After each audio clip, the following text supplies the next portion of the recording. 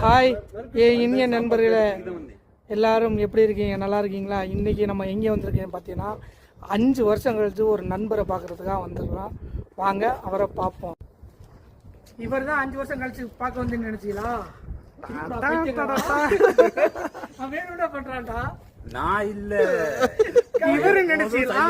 இருக்கிறேன். அவர் இவர் தான். வாங்க பாப்போம். சொல்லுங்க. இல்ல நானும் சொல்லவா?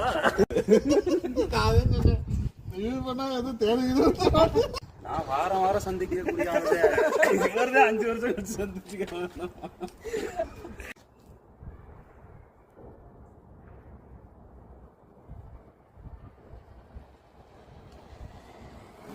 சைலண்டா இருக்குதா? பேசுங்கப்பா, பாவம்.